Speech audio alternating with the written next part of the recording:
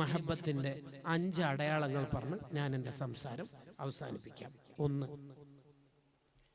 ഒരാൾക്ക് നബി സല്ലല്ലാഹു അലൈഹി വസല്ലം തങ്ങളോട് ആത്മാർത്ഥമായി മഹബത്തുണ്ടെങ്കിൽ അയാളിൽ ആദ്യം ഉണ്ടാവേണ്ട കാര്യം നബി സല്ലല്ലാഹു അലൈഹി വസല്ലം തങ്ങളുടെ സുന്നത്തുകളെ ജീവിതത്തിന്റെ ഭാഗമാക്കലാണ്.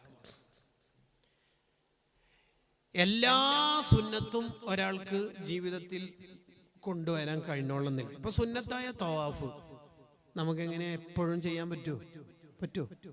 ഇല്ല. സുന്നത്തായ ഇത്തികാഫ് അതെല്ലായ്പ്പോഴും എല്ലാവർക്കും നടന്നോളുന്നില്ല. സുന്നത്ത് നോമ്പ് അതെല്ലാ മനുഷ്യന്മാർക്കും എല്ലായ്പ്പോഴും കഴിയോ? ആരോഗ്യപരമായി പ്രയാസമുള്ളവർക്ക് അത് പ്രയാസമായിരിക്കും, അല്ലേ? അതെ. അങ്ങനെ എല്ലാ സുന്നത്തും ജീവിതത്തിൽ കൊണ്ടു നടക്കാൻ പറ്റില്ലെങ്കിലും മഹാനായ ഹുസ്സാം ഇബ്നുദ്ദീൻ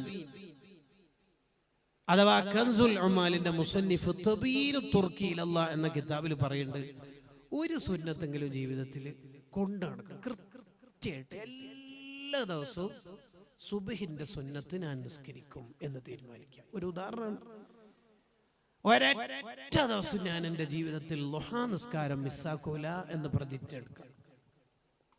സൂര്യൻ ഉദിച്ചിട്ട് ഒരു 20 മിനിറ്റ് കഴിഞ്ഞ മുതൽ ളുഹർ ബാങ്ക് വരെയുള്ള 6.5 ഏകദേശം മണിക്കൂറുണ്ട്. 6.5 മണിക്കൂർ ളുഹ നിസ്കരിക്കാൻ ആകെ 2-3-4 മിനിറ്റേ വേണ്ടുള്ളൂ. ആകെ 2 റക്അത്ത് നിസ്കരിക്കാൻ.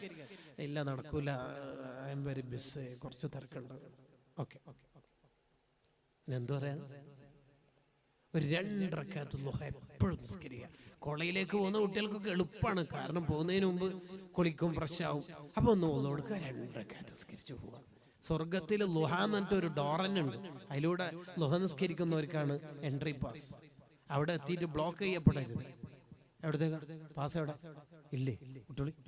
അങ്ങനെ പറയിപ്പിക്കരുതല്ലോ. ടിക്കറ്റ് കൺഫേം ആക്കിയിട്ട് പോകണം. അള്ളാഹു തൗഫീഖ് ചെയ്യട്ടെ. അങ്ങനെ എന്തെങ്കിലും ഒരു സുന്നത്തിനെ സ്ഥിരമായി ജീവിതത്തിൽ കൊണ്ടുനടക്കുക.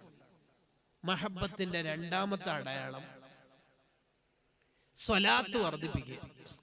മഹാനായ ഷാറാനി ഇമാം റഹിമഹുള്ളയുടെ ഉസ്താദ് ചൊല്ലിയ പോലെ 10,000 സ്വലാത്ത് എല്ലാ ദിവസവും ചൊല്ലാൻ അതൊന്നും നമ്മളെ കൊണ്ടാവോ എന്ന് വെച്ചാൽ ആവൂല എന്ന് പറഞ്ഞാൽ ഒരുപക്ഷെ കളവായി പോവും. പക്ഷെ നമ്മൾ ഈമാൻ അത്രത്തോളം ഇല്ലല്ലോ. അതിന് നമുക്ക് എല്ലാ ദിവസവും ഒരു 50 സ്വലാത്ത്, 50 എല്ലാ ദിവസവും 50 സ്വലാത്ത് ഇല്ലാൽ മഹ്ശറിൽ നബി സല്ലല്ലാഹു അലൈഹി വസല്ലം കൈ പിടിക്കാൻ പറ്റുമെന്നാണ്. നമ്മൾക്ക് ഈ സദസ്സ് അങ്ങനെ ഏറ്റെടുത്താലോ? ഇൻഷാ അല്ലാഹ് കുറച്ച് വോൾട്ടേജോടെ പറഞ്ഞട്ടെ. ഇൻഷാ അല്ലാഹ് അല്ലാഹു തൗഫീഖ് ചെയ്യട്ടെ. അൽഹംദുലില്ലാഹ് എല്ലാ ദിവസവും ഒരു 50 സ്വലാത്ത്. 3ാമത്തത് ഹബീബായ സല്ലല്ലാഹു അലൈഹി വസല്ലം തങ്ങളോടുള്ള മഹബത്തിന്റെ അടയാളങ്ങളിൽ 3ാമത്തത് ഖുർആൻ ഓതുക. ആ ഓത്തിനോട് ഇഷ്ടം ഉണ്ടാവുക. അബൂബക്കർ ബിൻ അയ്യാശ് റളിയല്ലാഹു അൻഹു വഫാത്താവുമ്പോൾ അവരുടെ മകൾ ഇങ്ങനെ കരയുണ്ട്. അപ്പൊ ഓരോ മോളോട് ചോദിച്ചു, മോളെന്തിനാ കരയണത്? ഉപ്പാന നരകത്തിലിടൂന്ന് പേടിച്ചിട്ടാ? ഉപ്പ ഈ റൂമിൽ നിന്ന് മാത്രം 18,000 ഖത്മുകൾ ഓതി തീർത്തിട്ടുണ്ട് എന്ന്. അതേപോലെ ഒന്നും നമുക്ക് കഴിയൂല. എന്നാലും ഖുർആനിന്റെ ഒരു പേജെങ്കിലും ഓതാത്ത ഒറ്റ ദിവസം ഉണ്ടാവില്ല എന്ന് തീരുമാനിക്കുക. അതോടൊപ്പം തബാറക്ക് സൂറത്ത് നമ്മുടെ ജീവിതത്തിന്റെ ഭാഗമാവുക. തബാറക്ക് സൂറത്ത് നമ്മുടെ ജീവിതത്തിന്റെ ഭാഗമാവുക. എല്ലാ ദിവസവും ഇശാ മഗ്രിബിന്റെ ഇടയിൽ തബാറക്ക സൂറത്ത് ഓതുക. ഉറങ്ങണതിന് മുമ്പെങ്കിലും ഏറ്റവും ചുരുങ്ങിയത് ഓതണം. ഇശാ മഗ്രിബിന്റെ ഇടയിൽ ഓതൽ കൂടുതൽ ഫള് ഉള്ള കാര്യമാണ്. അതാണ് 3ാമത്തെ. 1 സുന്നത്ത്, 2 സ്വലാത്ത്, 3 ഖുർആൻ. 4ാമത്തത് ഹബീബായ സല്ലല്ലാഹു അലൈഹി വസല്ലമയോടുള്ള മഹബത്തിന്റെ ഭാഗമാണ് പാവങ്ങളെ സ്നേഹിക്കുക, സഹായിക്കുക എന്ന് പറയുന്നത്. കാരണം നബി സല്ലല്ലാഹു അലൈഹി വസല്ലം തങ്ങൾ ഇവിടെ ജീവിച്ചത് പാവങ്ങൾക്ക് വേണ്ടിയാണ്. അപ്പൊ നമ്മൾ പാവങ്ങളെ മഹബത്ത് വെക്കണം, ഇഷ്ടപ്പെടണം. പാവങ്ങൾക്ക് ഖിദ്മത്ത് എടുക്കാൻ എന്തെല്ലാം അവസരങ്ങളുണ്ടോ അതൊക്കെ നമ്മൾ കൃത്യമായിട്ട് ഉപയോഗിക്കണം. അപ്പൊ ഒരുപക്ഷെ നമുക്ക് തോന്നും പണക്കാരായ ആൾക്കാർക്കല്ലേ അത് സാധ്യമാവുള്ളൂ.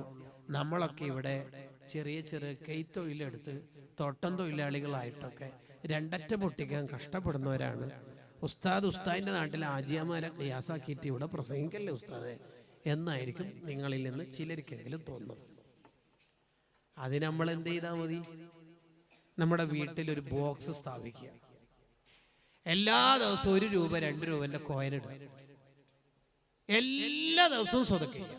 എല്ലാ ദിവസവും ഏതെങ്കിലും ഒരു പാവപ്പെട്ട പെൺകുട്ടിയുടെ കല്യാണത്തിന് നമ്മൾ ചെയ്യുന്ന സ്വതക്കയിൽ ഏറ്റവും കൂടുതൽ കൂലിയുള്ള ഒരു ഏരിയയാണ് കല്യാണത്തിന് സഹായിക്കുക എന്ന് പറയുന്നത്. കാരണം കല്യാണത്തിന് സഹായിച്ചിട്ട് ആ ദമ്പതിമാര് ചേർന്ന് നിന്ന് അവർക്ക് മക്കളുണ്ടാവുമ്പോ അല്ലേ ആ മക്കളല്ലേ ആലിമീങ്ങളും സ്വാലിങ്ങളും ഒക്കെ ആവുക. ലോകത്ത് ഏത് ആലിമി പിറവിയെടുത്തതും ഏത് ധീരനായ പുരുഷൻ ലോകത്തുണ്ടായതും 2 ആള് കല്യാണം കഴിച്ചിട്ടല്ലേ?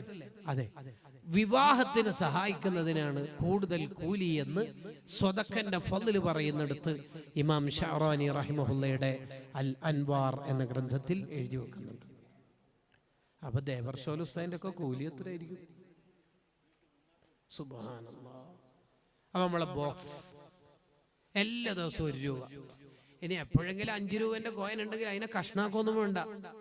ആ 5 രൂപ ഇട്ട ദിവസമാണ് മരിക്കണമെങ്കിലും അൽഹംദുലില്ലാഹ് കൂടുതലായല്ലോ ഫദ്ല്.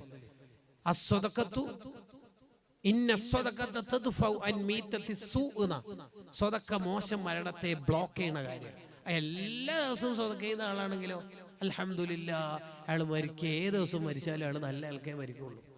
ലാസ്റ്റ് 5ാമത്തെ കാര്യം പറഞ്ഞ് ഞാൻ എൻ്റെ സംസാരം നിർത്തുന്നു. നബി സല്ലല്ലാഹു അലൈഹി വസല്ലം തങ്ങളോടുള്ള മഹബ്ബത്തിന്റെ ഭാഗമാണ് അവിടുത്തെ കുടുംബത്തെ ഇഷ്ടപ്പെടുക എന്നുള്ളത്. അഹ്ലു ബൈത്തിനെ ഇഷ്ടപ്പെടുക. ഇപ്പൊ നബി സല്ലല്ലാഹു അലൈഹി വസല്ലം തങ്ങൾക്ക് ഡയറക്റ്റ് ഒരു സമ്മാനം കൊടുക്കാനൊന്നും നമുക്ക് കഴിയൂല. പക്ഷേ ഇത്രയെല്ലാം കഷ്ടപ്പെട്ട് വളരെ ത്യാഗം സഹിച്ച് അവിടുന്ന് എന്തെല്ലാം കൂക്കി വിളികൾ കേട്ടു, എന്തെല്ലാം ചീത്ത വിളികളാണ് അവിടുന്ന് കേട്ടത്. ത്വായിഫിൽ നിന്ന് കല്ലേറ് ഏറ്റുവാങ്ങി എത്ര പ്രയാസങ്ങൾ. ഈ പ്രയാസങ്ങൾ മുഴുവനും സഹിച്ചിട്ട് നമുക്ക് ഇസ്ലാം തന്നിട്ട് തങ്ങൾ ഒറ്റൊന്നേ തിരിച്ചു ചോദിച്ചിട്ടുള്ളൂ. കുല്ലാസ് അലുക്കും, ഞാൻ നിങ്ങളോട് ഒരജുറും ഒരു കൂലിയും ചോദിക്കുന്നില്ല. ഇല്ലൽ മവദ്ദത ഫിൽ ഖുർബ, എന്റെ കുടുംബത്തെ നിങ്ങളൊന്ന് സ്നേഹിച്ചാൽ മതി. വേറൊന്നും നമ്മളെ മുത്ത് തങ്ങൾ നമ്മളോട് ചോദിച്ചിട്ടില്ല. ഇല്ലല്ലോ, വേറൊന്നും ചോദിച്ചിട്ടില്ലല്ലോ. ഇല്ല, ആകെ നിങ്ങൾ ചെയ്യേണ്ടത് തങ്ങന്മാരെ സ്നേഹിക്കണം.